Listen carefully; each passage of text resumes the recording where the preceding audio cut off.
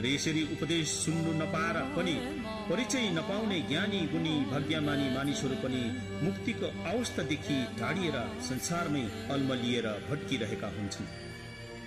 त्यस अवस्थामा फेरि 8 जना केवेरी क्रोधीश्वरीहरू मातृका रूपिणीहरू जो सिंहनी बाघिनीको विभिन्न अनुहार भएका आफ्नै मस्तिष्कको मध्यबाट प्रकट भएका हुन्। यो तिम्रो मृत्युको 13औं दिनमा तिम्रै मस्तिष्कको कोणबाट विभिन्न मातृका देवीहरू उत्पन्न भएर तिमीलाई दर्शन दिनेछ। हातहरूमा मृत्युदण्ड मानव खोपडी लिएकी उनीहरूसँग नडराउनु। तिम्रो मस्तिष्कको सबै कोणहरू पहेँलो रङको सौरेणी देवी, रातो वर्णको प्रमोदकारी देवी बेताली देवी, नीलो वर्णको पहेँलो वर्णको उकासी देवी, हातमा जनावरको आन्द्रा लिएको लासहरू खाँदै गरेको हरियो वर्णको कस्मारी देवी, हल्का पहेँलो वर्णको चण्डाली देवी, लासलाई काँधमा बोकिरहेकी ती लासका मासुहरू खाइरहेकी, नीलो वर्णको शमशानी देवी, पशुहरूलाई वध गर्ने पुरुषहरूलाई मुर्दालाई काटिरहेको मुद्रामा तिमीले दर्शन पाउनेछौ। यी देवीहरू पञ्चपितृ रूपी हेरुकाहरूका एउटै परिवारको रूपमा तिम्रै मस्तिष्कको केन्द्रबाट प्रकट भएर आएका हुन्। उनीहरूसँग नडराउनु।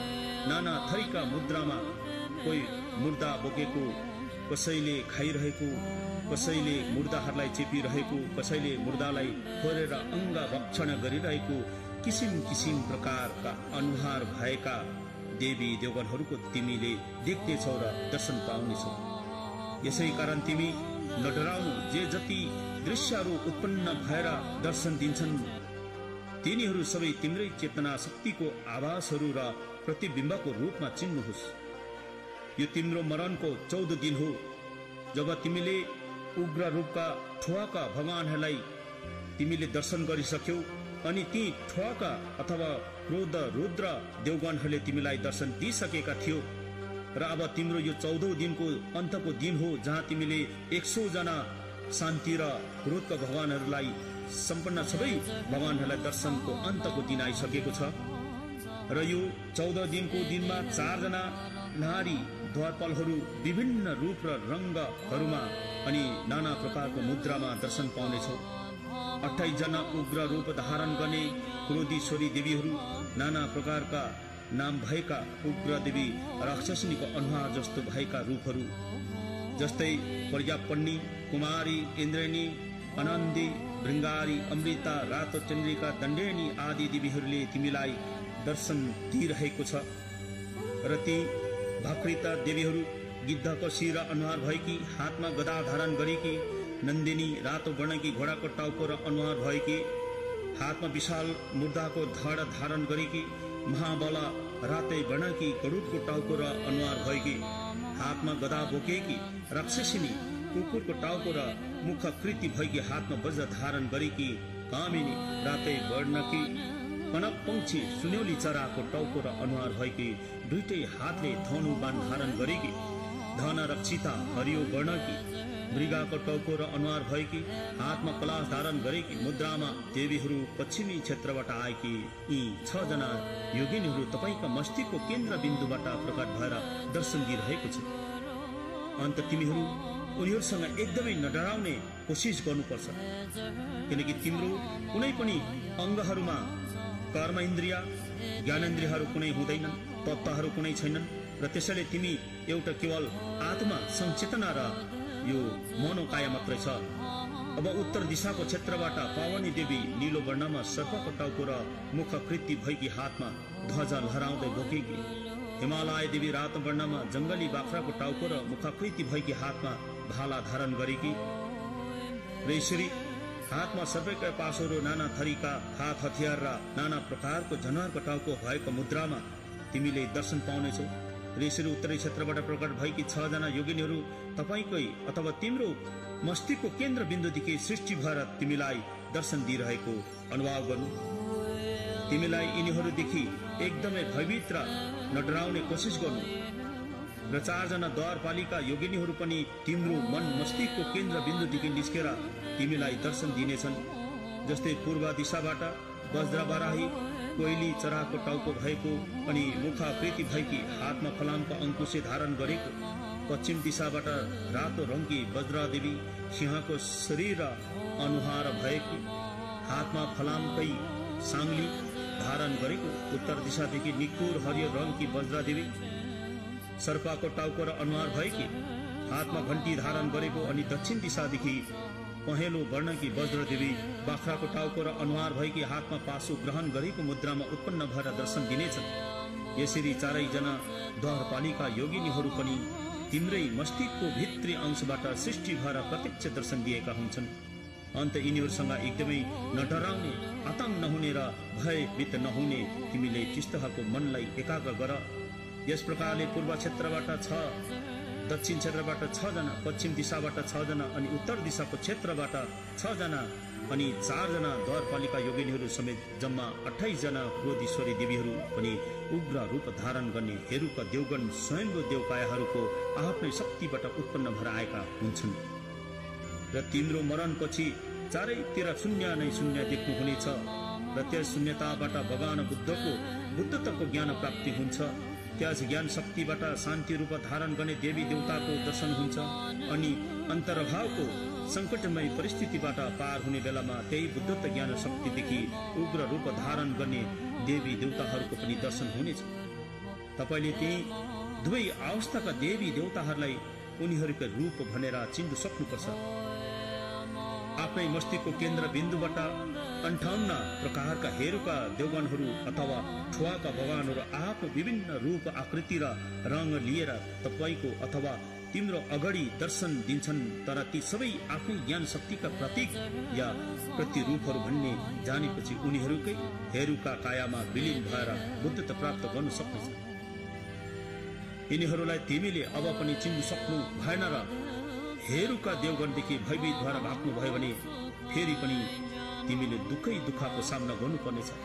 यी हेरुका देवताहरू तपाईलाई यामदूत जस्तो भयंकर देख्नुहुनेछ, कारण यिनीहरू वास्तवमा भयानक नै हुने गर्छन्। उनीहरूदेखि डराउनु हुनेछ, भयभीत बन्नुहुनेछ। उनीहरूको आतंकले मन छिया पार्ने छ अनि तपाई फेरि यही संसारमा नाना प्रकारको कष्ट भोगेर भट्किरहेको हुनुपर्नेछ। शान्त र उग्र रूप लिने अथवा शिवा र ठुवाको देवी देवताहरूको रूप यति ठूलो ठूलो हुन्छन् कि यी रूपहरूले आकाशलाई ढाकेको जस्तो लाग्नेछ। मध्यम वर्गको देवी देवगणहरूको रूप र आकार त सुमेरु पर्वतको जस्तो अग्लो र विशाल हुने गर्छ। अन्तिम वर्ग अथवा न्यूनतम देवी देवगणहरूको रूप र आकारहरू पनि तिम्रो रूप र आकार भन्दा 18 गुणा ठूला हुनेछ।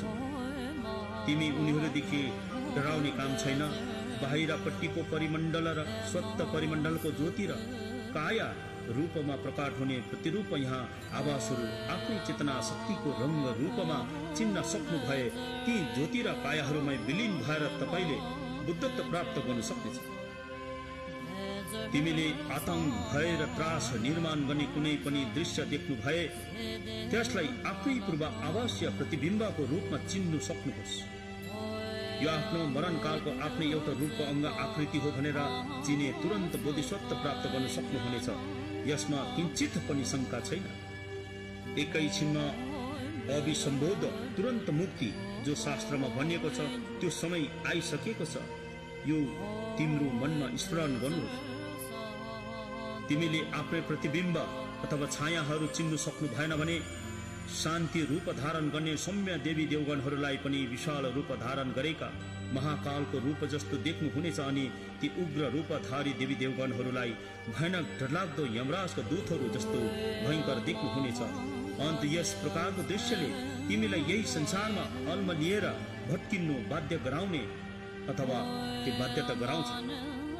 यदि तिमीले उनीहरूको रूपलाई चिन्नु सक्नु भएन भने तिमीले आफ्नै ज्ञान शक्तिको प्रतिरूप या प्रतिबिम्बहरूलाई चिन्नु सक्नु भएन भने बुद्ध वचन सूत्र र तन्त्र विद्यामा जति नै ज्ञानी भए पनि केवल इच्छा मात्र राखेर धर्म कार्य गर्दैमा बुद्धत्व प्राप्त गर्न सक्नुहुन्छ। यदि तिमीले आफ्नो चेतना शक्तिको प्रतिबिम्ब या प्रतिरूपलाई राम्ररी चिन्नु सक्नुभयो भने एउटै वाक्यले तिमीलाई बुद्धत्व प्राप्त गराउनेछ। उक्त आफ्नै स्वर, आवाज या प्रतिबिम्बहरू चिन्ह र शब्द मृत्यु भएको उपरान्त अन्तर्भाव अथवा भाडोको संकटपूर्ण परिस्थितिदेखि रक्षा गर्न आउने देवी देवगणहरूको स्वरूपलाई धर्मराज यामको विशालतम शरीर जस्तो जसले आकाश नै ढाकेको जस्तो देख्नुहुनेछ। मध्यम वर्गका देवी देवगणहरूको स्वरूपलाई सुमेरु पर्वतको बराबर भए परिमण्डललाई नै ढाकेको जस्तो देख्नुहुनेछ। अनि उनीहरूले माथिल्लो दाँतले मन्दिराको ओठ चेपेर चमचम सिसा जस्तो चम्किने दाँतहरू पारेर केश राशिलाई चुल्ठो बाँधेर विशाल भुँडी अथवा पेट भएका पातलो कम्बर हातहरूमा चम्किलो धारिलो अस्त्र धारण गरेको मुखबाट मार मार काटकाटका शब्दहरूको ध्वनिमा कराउँदै कसैको हातमा मानव खोपडीको पात्रमा रगत पिउँदै मानव मस्तिष्कको गिरी निकालेर पान गर्दै गरेका मुर्दालाई चिरफाड गरेर आन्द्राहरू र कलेजाहरू निकालेर भक्षण गर्दै गरेका जस्तो भयंकर रूप र मुद्राहरूले चारै दिशाहरू भरिएको जस्तो देखिनेछ। तिमीले यस प्रकारको भयंकर र अद्भुत दृश्यहरू देखेर नडराउनुस्, आतंकित नबन्नुस्, कारण तपाईको शरीर त मात्रै संसारबाट उत्पन्न भएको मनाइकाया हो। अन्त यो स्थूल शरीर मात्रै नष्ट हुन्छ, नाश हुन्छ, तर तिमी नष्ट हुनुहुन्न, तिमी नष्ट हुँदैन। तिमीलाई जति नै मारे काटे पनि तिमी मर्नु सक्दैन। तिमी त त्यो नश्वर शरीरको शून्य बिम्ब हुन्छ, त्यो शून्य बिम्ब हो जो कहिल्यै नष्ट हुँदैन। यसकारण उक्त सबै दृश्यहरू देखेर डराउने भयभीत हुने कुनै आवश्यकता छैन। त्यो तेजवी ज्योतिहरू यमराज र दूतहरू पनि केवल प्रतिबिम्बहरू हुन्। उनीहरूको कुनै स्थूल शरीर हुँदैन। अन्त कुनै शून्यदेखि अर्को शून्यको घात प्रतिघात हुँदैन। शून्यसँग शून्य ठोकिए शून्यकै सृष्टि हुन्छ। यसरी उक्त सबै दृश्यहरू स्वचेतना शक्तिका प्रतिबिम्बहरू हुन्, छायाहरू हुन्। त्यसपछि ती बाहिरी परिमण्डलका शान्त देवगण, उग्र क्रोधी हेरुका देवगण र विभिन्न आकृति रूपको शिर धारण गर्ने देवीगण, इन्द्रियका रङहरू, ज्योतिहरू, यमराजका रूप स्वरूपको कुनै सिद्ध प्रमाण छैन। यो कुरा निश्चित छ। अन्त यस निश्चितताको आधारमा तिमीले आफ्नो आतंक भय र डरहरूबाट मुक्ति पाउनुपर्छ। तब मात्र तिमीले उनीहरूको आवासमा अभिन्न रूपले विलीन भएर बुद्धत्व प्राप्त गर्नुहुनेछ। यसरी तिमीले आफ्नो प्रतिबिम्बहरूलाई चिनेपछि आफै आप तिमीले मनमा यसरी सोच्नुहुन्छ, यिनीहरू सबै मेरै कुलदेवी देवताहरू अथवा इदामहरू हुन्। उनीहरू मलाई यस अन्तर्भावको सङ्कट र विपदहरूले भरिएको मार्गदेखि रक्षा गर्नु आउनुभएका हुन्। म उनीहरूको शरणमा जान्छु भनेर तिमीले सोच्नुपर्छ। यसरी उनीहरूप्रति उन्मुख भएर मुक्तिको आशा राख्नुपर्छ। त्रिरत्नको विधि विधानहरूको अनुसरण गर्नुहोस्। तिमीले आफ्नो कुल देवी देवताहरूलाई स्मरण गर्नुपर्छ। जुन देवता र देवीको नाउँ तिमीलाई याद आउँछ उसैको नाउँ पुकारेर यसरी प्रार्थना गर्नुपर्छ। अन्तर्भाव अथवा सिठोको अवस्थामा अल्मलिएर म भट्किरहेको छु, मेरो सहायता गर्नुहोस्, मलाई कृपा दृष्टि प्रदान गर्नुहोस्, हे कुल देवता हिदामहरू हो। यसरी पुकारेर प्रार्थना गर्नुपर्छ।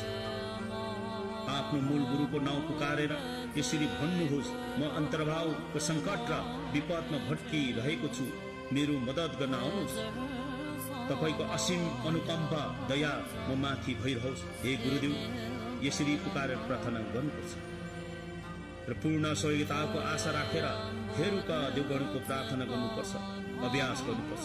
र प्रार्थनामा के भन्नुपर्छ भने, हे भगवान, असीम कुवासना र कुकर्मको प्रभावले यस भाव सगार रूपी संसारमा म भट्किरहेको बेलामा त्रास आतंक र भय बिनाको प्रकाशमान बाटोमा शान्त स्वरूपका देवगण र उग्र कोटी स्वभावका हेरुका देवगणले मलाई मार्गदर्शन गरी अगुवाई गर्नुहोस्।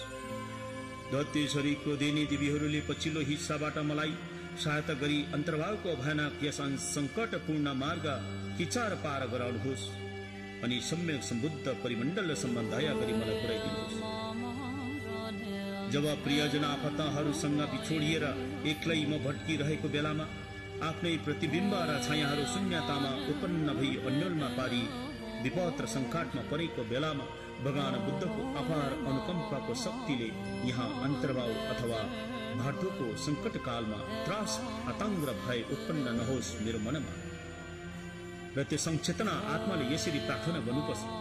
जब पद्म ज्ञानको ज्योति प्रखर उज्यालो छरेर उदय हुन्छ यहाँ यो मेरै स्वरूप भनेर चिन्न सकूँ। म त्रास र आतंक बिना नै शान्त स्वरूपका देवी देवताहरू र उग्र रूपधारीहरूका देवी देवताहरूको काया स्वरूप प्रकट भएका बेला अभय र निडर बनू।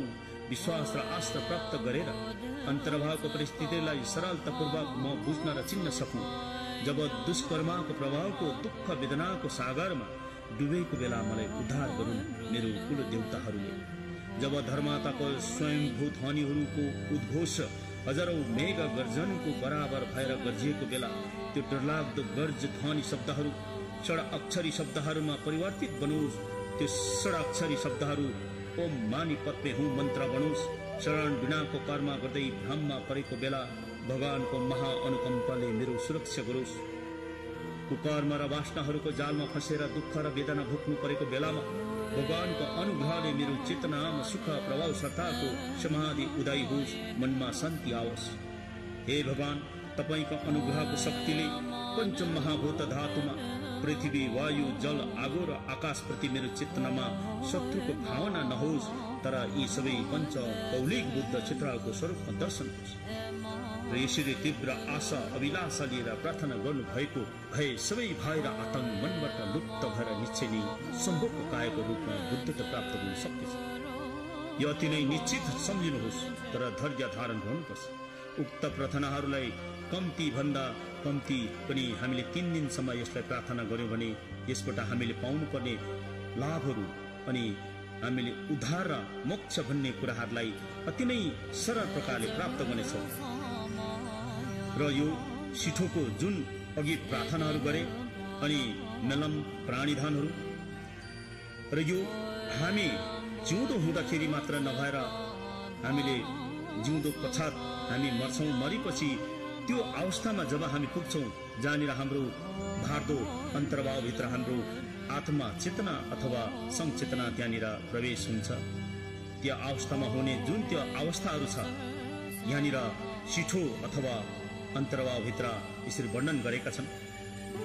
र यो सिठोलाई अथवा शान्ति रूप भएका भगवान र रुद्र क्रोध भएका भगवानहरू जम्मा 100 जना भगवानहरू यहाँ सिठोमा वर्णन गरेको छ।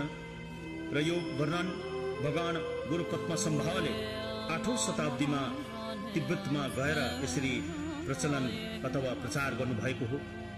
र यो अति नै महान ग्रन्थ अनि जुन हामी मरे पश्चात हुने जुन दुःखहरू छन्, हामीले भोग्नुपर्ने आतंक, त्रास र डरहरू छन्, त्यसलाई प्रहरण गर्न सक्ने अथवा त्यो भय र त्रासहरूदेखि मुक्त हुने उपायहरू गुरु पद्मसम्भवले बताउनु भएका छन्। र यो ग्रन्थमा हामी मरेर मात्रै यो कुराहरूलाई भेट्ने भन्ने अथवा त्यहाँबाट हामी मुक्ति र मोक्ष हुने भन्ने कुरालाई नलिएर हामी जिउँदैमै हामीले यो शास्त्रलाई अथवा यसको अर्थहरूलाई अथवा यसलाई पाठ गर्यौं भने हामीले जिउँदोमा नै गर्ने अभ्यास र कोसिस गर्नुपर्ने रहेछ। र हामीले यस ग्रन्थलाई जिउँदोमा हेरेनौं र यस सिठो अथवा भार्दोलाई बुझेनौं भने हामी मरेर कसै गुरुद्वारहरूबाट विद्याधरहरू अथवा परम गुरुहरूबाट त्यो व्याख्या गरे तापनि हामीमा के भने 100मा हामीले 25% मात्रै हामीले त्यसलाई ग्रहण गर्नुपर्ने रहेछ। र हामीले जिउँदो हुँदाखेरि नै सम्पूर्ण पाठहरू आफैले नै पाठन गरेको र आफूले नजाने तापनि अति नै शुद्ध प्रकारले पढिदिने हितैषी साथी गुरु अथवा मित्रहरू छन्, उहाँहरूबाट पनि हामीले सुन्न पायौं भने यो महाशुद्ध विमुक्तिको पाठहरू नियमित रूपले गरे हामीले त्यहाँबाट सम्पूर्ण रूपले त्यसलाई बुझेर हामी आउने जुन त्यो भार्दो अन्तर्भावमा चाहिँ हामी फसिनु नपर्ने त्यो उपायहरू यहाँनिर गुरु पद्मसम्भवले बताइदिनु भएको छ। र यसैले यो जुन गर्नुपर्ने सिठोको पूजाहरू, सिठोको पाठहरू र अन्तर्भावको जुन यो ग्रन्थहरू छन्, अन्तर्भावको जुन त्यो मरेर गएको दिनहरूमा जुन हामी 49 दिन भोग्नु पर्ने त्यो यात्राहरू छ, यसमा हामीले अति डरलाग्दोसँग भोग्नु नपर्ने, हामीले जिउँदोमै नै त्यो कुराहरूलाई जानेको छौँ भने यो 7 दिनको शान्ति भगवानहरूको डरलाग्दो रूप र अनि 8औं देखि लिएर 14औं दिनभित्र लिएको 58 जना उग्र रूप भएको देवगणहरूको त्यो महाविराट विशाल रूपहरूलाई हामीले हेर्दै डराउनु पर्ने हुँदैन रहेछ। र त्यो हामीले जिउँदै हुँदाखेरि नै त्यो रूपहरूलाई चिन्नु र जान्नु पर्ने रहेछ। र यसैले हामी यो जुन सिठोको पाठ अनि सिठोको जुन यहाँ मेलम गरियो अनि यसलाई जुन यो प्राणीधन मेलमहरू यहाँनिर गरियो र यसको प्रभाव अनि जुन यो सिठोको यहाँ व्याख्या गरियो अथवा यो यसको अर्थहरू यहाँनिर बताइयो र यसले सारा संसारको प्राणीहरूलाई कल्याण हुन सकोस् अनि जुन यो कल्याण मात्र नभएर यसमा सारा संसारको प्राणीहरू जहाँनिर देव असुर मनुष्य पशु प्रेत र नरकमा बसेका प्राणीहरू छन् र त्यो प्राणीहरूको हितको लागि यो अडियो क्यासेट अथवा आर्थिक सहयोगको लागि जेसेन थार्बलिङ सार्वजनिक बौद्ध गुम्बाको प्रयासमा सिठोको मेलम अथवा प्राणीधन सधैँ प्रवचन प्रस्तुत गरेका छौँ। हामीलाई आशा छ यस मेलम र बुद्ध बाणीले सबै मानव पशु प्रेत नरक अनि समस्त त्रिधातुका प्राणीहरूलाई कल्याण हुनेछ भनी हामी त्रिरत्नप्रति आस्था गर्दछौँ र यसैले यो सबैलाई कल्याण होस् र सबै प्राणीहरूले यो शास्त्रलाई सुनेर बुझेर सबै प्राणीहरू उद्धार र मोक्ष प्राप्त गरून् भनी हामी भगवान त्रिरत्नप्रति आशा राख्दै यो मेरो सिठोको प्रवचनलाई यहीँ राख्दछु। धन्यवाद। सोनम दे थम्जे सिक बन्ने तमलाई निबेदन नम्बर जे सिकेका नसिब अल डुबो यसै बेचोले तो कन्ट्रोल गराइसु।